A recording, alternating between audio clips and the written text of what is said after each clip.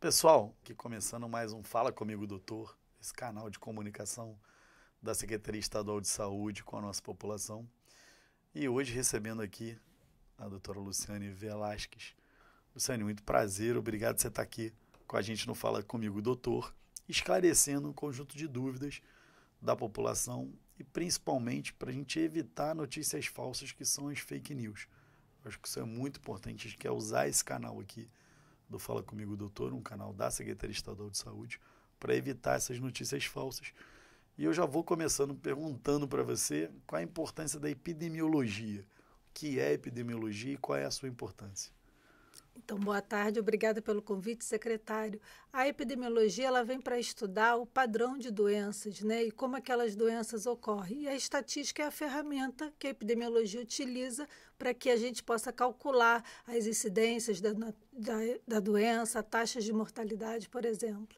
Então, por exemplo, na Covid, né, que foi um grande momento muito difícil, a gente conseguia acompanhar pela epidemiologia, pelo que estava acontecendo no mundo, pelo número de pessoas que procuravam as UPAs, pelo caso de internação, você conseguia ter os dados da Covid. Você foi a principal responsável por todos os dados da Covid no estado do Rio de Janeiro, não foi isso? Foi isso. E a epidemiologia dizia aqueles gráficos que iam acompanhando. É isso, você podia explicar mais ou menos isso? Como é que é isso? Olha, a pessoa vai numa UPA, ela está passando mal, aquilo faz uma notificação e a gente vai acompanhando os casos. Exatamente. Então, tem todo um processo, né, e um itinerário que o paciente surge desde o atendimento da UPA e esse diagnóstico, então, entrar no sistema de informação. E a gente faz uma leitura desses sistemas de informação para que a gente gere aquelas curvas, né, como ficou muito famoso na época da Covid, as curvas de casos da epidemiologia da Covid. Sênia, a gente está falando hoje sobre esse assunto porque a gente inaugurou na última semana um centro de inteligência em saúde, onde dentro desse centro tem dois espaços principais, um que lida com a regulação do Estado e outro que é o de Informação Estratégica e Vigilância em Saúde, que é o CIEVS, que é você quem cuida. Você pode falar um pouquinho mais para a gente da importância de ter um CIEVS? O que significa esse centro de informação? Quais são as informações que chegam até ele, que vão ajudar a população do Rio de Janeiro no dia a dia? O CIEVS ele lida com as emergências de saúde pública, né, e também com a informação, de como a gente olha para os sistemas de informação para trabalhar esses dados que ali estão. Então, hoje o CIEVS, para além dos sistemas de agravos de saúde, a gente também está olhando para as UPAs e para a regulação. A vantagem disso é que a gente se antecipe ao início de uma epidemia, de um aumento de casos e possa tomar, então, decisões de abertura de leitos ou, então, de adquirir mais recursos para algum agravo específico. Esses agravos que você está falando são, por exemplo, dengue, né, as arboviroses, hoje a gente tem casos em animais de aves de gripe aviária, a gente não teve em humano ainda, a gente está tendo febre maculosa.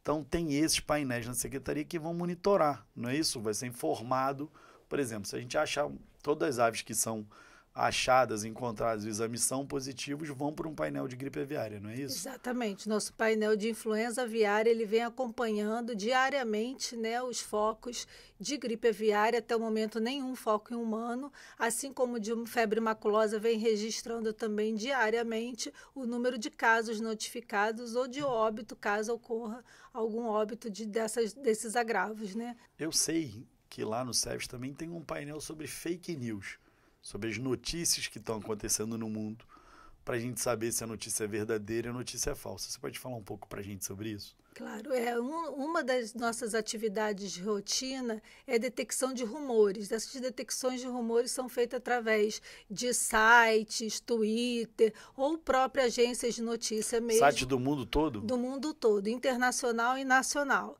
Então, a gente utiliza uma ferramenta que chama EIOS da OPS já para fazer monitoramento internacional e também ferramentas do Google Alerta, por exemplo, que vai olhar Twitter, vai olhar Facebook, para detectar um conjunto de palavras-chave que a gente define.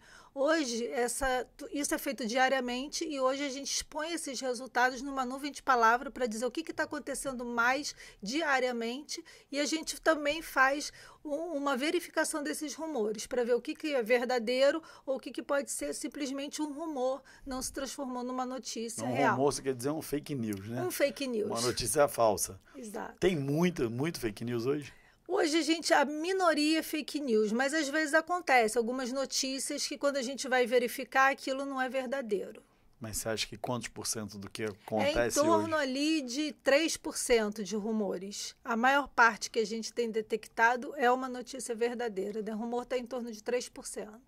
E essa monitoragem de notícias também é importante, não só pelo fake news, mas porque acaba sabendo o que está acontecendo no mundo, não é isso? Exatamente. A gente percebe, né, quando começa a surgir um novo sintomas e aquilo está aparecendo com uma nova frequência, isso já é um sinalizador para que a gente olhe para as UPAs, olhe para o nosso sistema de informação e veja que isso já está respondendo de forma adequada. E a gente viu, né, pela Covid, como começou a Covid na China, avançou pela Europa, Estados Unidos e foi chegar até a gente. Você acha que isso, com um CIEVS, com esse acompanhamento, a gente pode prever se alguma doença pode chegar aqui no Brasil, entendendo o que está acontecendo lá fora? Por isso, tão importante esse monitoramento dos rumores internacionais, né? Como o que aconteceu inicialmente lá na China, né? Foi o primeiro rumor que durou algum tempo até ser confirmado. O próprio governo chinês não queria dar informação. Desmentiu. Então, a princípio, aquilo era um rumor que foi desmentido, mas depois se confirmou. Então, hoje a gente está muito atento para essas ferramentas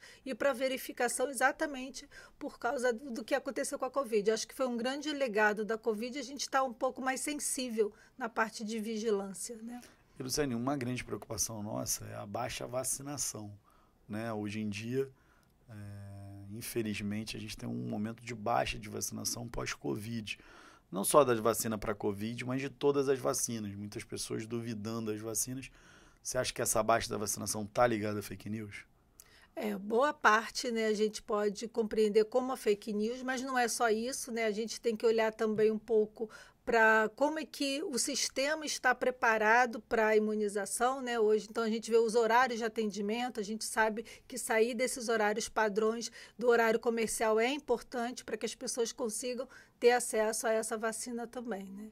E o registro da informação. É sempre muito importante a gente pensar que precisa registrar corretamente no sistema para que aquilo possa aumentar nossas coberturas e a gente entender exatamente o que está acontecendo. Então, quer dizer, se tiver, Deus queira que não tenha mais, mas se tiver uma nova doença como a Covid, alguma coisa acontecendo no mundo, a gente vai estar mais preparado agora com o nosso centro de inteligência. Estaremos sim. Isso a gente já teve uma boa resposta com o Mpox, né, no ano passado, que a gente já teve uma vigilância muito mais ativa e conseguiu conter. Mpox é o monkeypox, né? A varíola dos macacos. A varíola dos macacos, que ela foi se modificando o nome, né? O CDC e a OMS renomearam para Mpox para que não houvesse um maltrato dos macacos, né? Exatamente. Assim como na febre amarela a gente passou por isso.